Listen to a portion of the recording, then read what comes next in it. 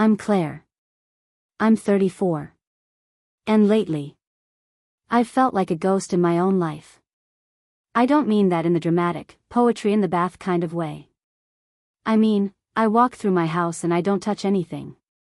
I talk, but not really. I love someone who used to feel like home, and now, I'm not sure he even sees me. It started raining the day it hit me. Not metaphorically, I mean real, sharp, cold rain. The kind that soaks through your jeans and makes your socks stick.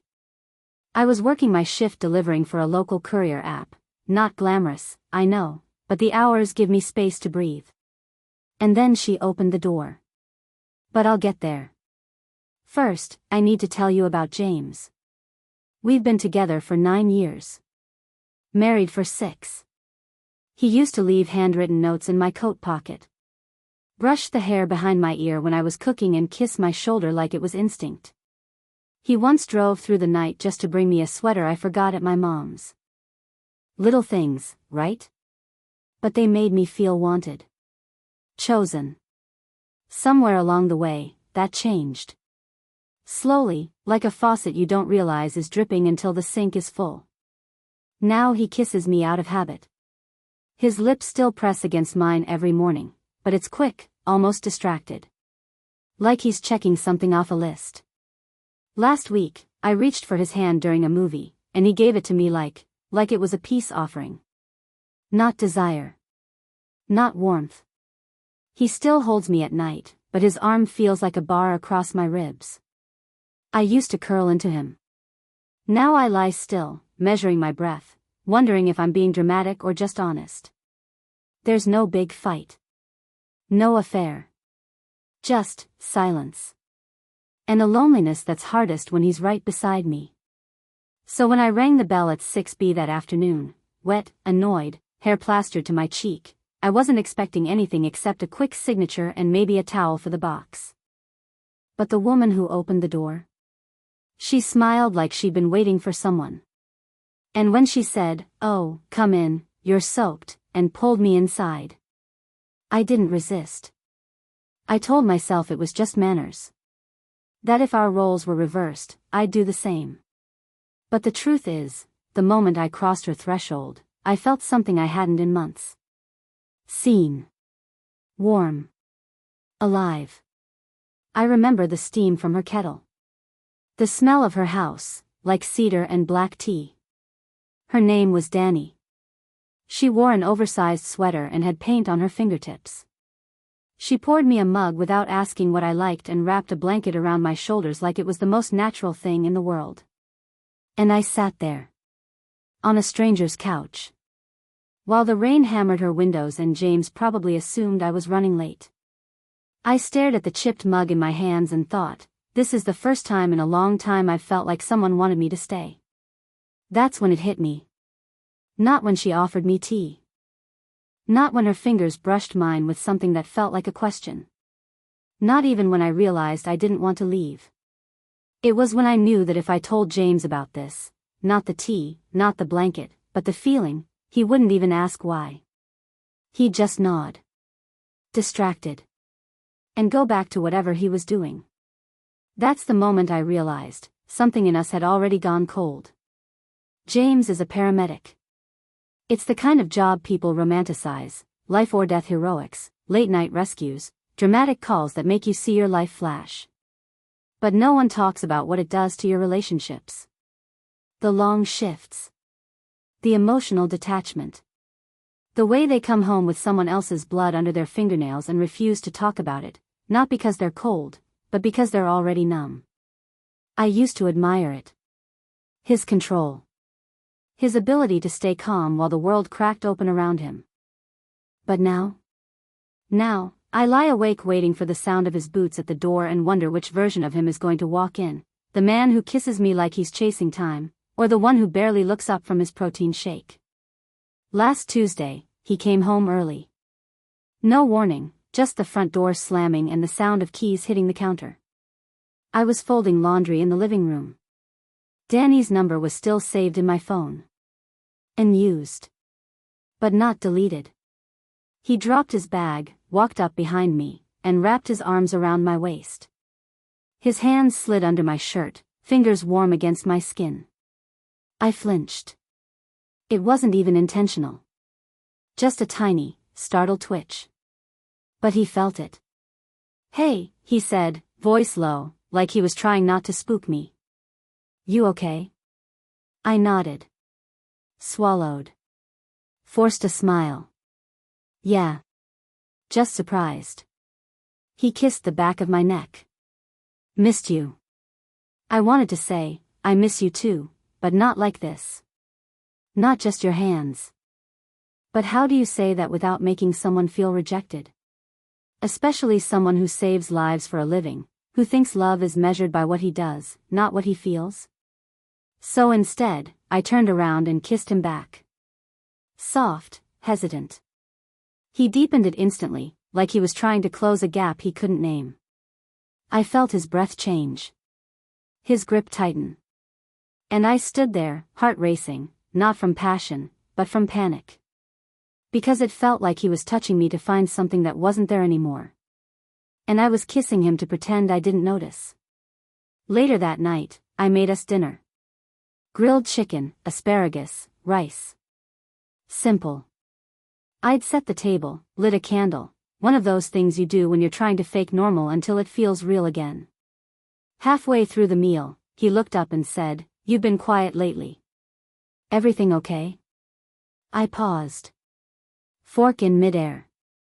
This was it, right? My window. The open door. I could have told him I felt disconnected. That I missed talking. That I needed him to ask me how my day was without looking at his phone halfway through. That I wanted more than hands on my body, I wanted his attention. His presence. His mind. But I saw the exhaustion in his face. The tiny cut on his knuckle. The dark circles under his eyes. So I just said, "Yeah. Just tired." He reached across the table and squeezed my hand. "Same. We should get away soon. A weekend, maybe? Just us." And I smiled. Because he meant well. Because he thinks a cabin and 2 nights of sex will solve something I can't even name out loud. That night, in bed, he wrapped himself around me again. Pressed his mouth to my shoulder. I stared at the ceiling, thinking about Danny's chipped mug. Her quiet apartment. The way she looked at me like she was listening, really listening, even when I wasn't saying much at all. James kissed the back of my neck again. His hand slid over my hip. And I just lay there, still. Not resisting. Not responding. Just wondering when love stopped feeling like home. And started feeling like a language I forgot how to speak. It was a Saturday afternoon, one of those gray, drizzly days where everything feels padded and quiet, like the world's under a blanket.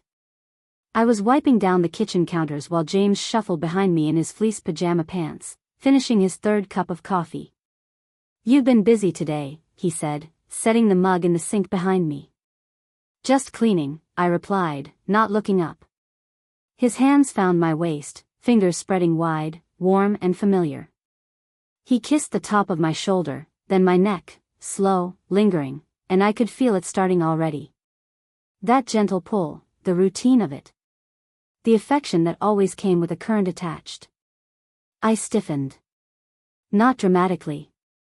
Just a tiny pause in my wiping motion. A held breath. But I felt it in every part of my body, like my cells tensed before I did. He didn't notice, or maybe he did and decided to keep going anyway. His hands slid around my front, resting on my stomach. He pulled me back into him, kissing my cheek, lips brushing that spot near my ear that used to make me melt.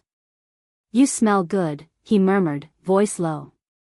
"I used bleach," I said, "too dry, too flat." I tried to laugh it off.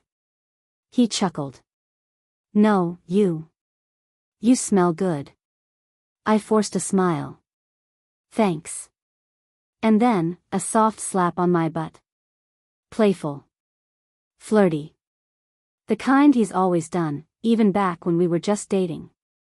But this time, I clenched inside. Not because it hurt, but because it felt off. Like he was reading from a script we'd outgrown, and I was supposed to applaud. "Hey," I said lightly, stepping forward, away from his arms. "I still have to vacuum." He blinked, confused. "You can vacuum later." "I just want to get it done," I said, reaching for the broom like it was a lifeline. He stepped back. The air between us cooled. "Okay," he said slowly. "I'll, go start a load of laundry." He left the kitchen, but his presence still hovered like steam on a mirror. I stared at the counter. My hands resting on the edge. My shoulders tight. My whole body humming with guilt and confusion. Because the truth is, I wanted to want it. I wanted to feel that old spark. That easy connection. That tangle of limbs and laughter and warmth. But instead, all I felt was cornered. Like if I gave an inch, it would have to lead to something else. Something I wasn't ready for. Something I wasn't even sure I missed. And then I heard his footsteps down the hall, the dryer door slamming shut. He was trying. I knew that. He was always trying. But trying the way he knew how. Touch first. Talk later. And me? I needed the opposite. I leaned against the counter and pressed the heels of my hands into my eyes, trying not to cry over nothing. Why does everything have to turn into sex? It happened at dinner. A new Italian place just opened up near downtown, and James made reservations, a surprise. He even wore the navy shirt I once told him made his eyes look like ocean water, back when metaphors came easily to me. "I figured we could use a night out," he said, handing me a coat as we walked to the car. "Just us. Like old times." I nodded. Smiled. Tried to mean it. The restaurant was warm and dim, all candles and wood and couples laughing over red wine. James reached for my hand across the table, lacing our fingers, rubbing his thumb over my knuckles. And it should have been sweet. It was. But it also felt timed. Like he was going down a list from a magazine article titled, "How to Fix the Distance in Your Marriage." We were halfway through the second course, pasta for me, steak for him, when he leaned in and said, "You remember that delivery job you took last year? When it poured that day and you came home soaked?" I froze, fork halfway to my mouth. "Yeah," I said cautiously, lips tightening. "You were different after that." I never asked, "What happened?" "You never really said." I blinked. The wine turned bitter in my mouth.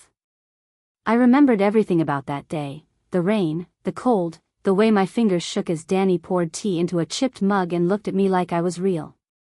I remembered the silence in our house that night when James came home and didn't notice I'd already cried in the shower. "Nothing happened," I said too quickly. "It was just rain." He tilted his head, studying me. "You sure? You just got quieter. Pulled back." I set my fork down. "James, are you seriously bringing this up now?" He frowned. "I'm just saying, if something's wrong, I want to fix it. I need you to tell me." I felt the heat rise behind my eyes. Because I had tried. So many times. And every time I said, "I feel distant," he answered with a kiss. Every time I said, "I need to talk," he pulled me into bed. Every sign I gave, he turned into foreplay. "You want me to tell you?" I said, voice trembling. "Okay. I feel like I'm disappearing. I feel like you only touch me when you want sex. Like I could scream and you'd still say I look pretty with my mouth open." The silence dropped like a stone. The couple at the next table went quiet. A waiter glanced over. James sat back in his chair like I'd slapped him. "What the hell?" he whispered. "Where is this coming from?" "I don't know," I hissed, wiping at my eyes. "Maybe from every time I kissed you and felt nothing. Or from every time I said I was tired and you just rolled over. Or maybe from that day it rained and a stranger made me feel more seen in 10 minutes than you have in the last year." There it was. Out loud. He blinked, stunned. The color drained from his face. "You're saying you cheated?" he asked, voice raw. "No," I said quickly. "No. I didn't. But I wanted to stay in that room. I wanted to not come home. And that should scare the hell out of both of us." He looked away, jaw clenched. His hands gripped the napkin in his lap so tightly I thought it might tear. We didn't finish dinner. He called for the check in silence, lips pressed into a flat line. We walked to the car without touching. When we got home, he went straight to the spare room. I sat in the dark kitchen, still in my coat, shoes still on, hands curled in my lap. The guilt came fast. Then the shame. Then the old familiar question that always curled up in my chest after I said too much. Was I just being ungrateful? Sensitive? Needy? I didn't know. All I knew was that I felt hollowed out. Like I'd broken something I didn't know how to fix. And under all that noise, one thought pulsed steady in my head, a question I'd been afraid to name, even to myself. The days after the restaurant passed like fog, thick, soundless, and hard to move through. James didn't sleep in the spare room the whole time, but when he did come back to our bed, he lay with his back to me. No arm around my waist. No goodnight kiss. No whispered love you as the lights went out. He still made coffee in the mornings. Still left the front porch light on when I got home late. But it felt like we were roommates performing marriage, both of us too proud, or too tired, to break the script. I missed him. God, I missed him. Not just the way he used to touch me, but the way he used to look at me. With that soft, crooked smile like I was a secret he was still learning. Now, I'd walk into the room and feel his silence before I saw his face.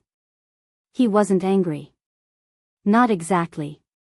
But he was far away, and not in the way I'd accused him of before. This distance had weight. One night, I heard him sigh as he folded a load of laundry alone. Just a small, tired sound. But it cracked something open in me. He still did all the things he always did, trash out on Thursdays, meal prep on Sundays, his quiet rituals of stability. But there was no music playing anymore when he cooked. No teasing when I wore his hoodie. No thumb on the small of my back when we passed each other in the kitchen. I saw the sadness in him, in the way he lingered at the bottom of the stairs like he wasn't sure whether to come up or sleep somewhere else. In the way he opened his mouth to speak, then thought better of it. In the way he looked at me when he thought I wasn't watching, not angry, not bitter. Just lost. And it gutted me. I started questioning everything I'd said. Every word I'd thrown down at that table like a lit match.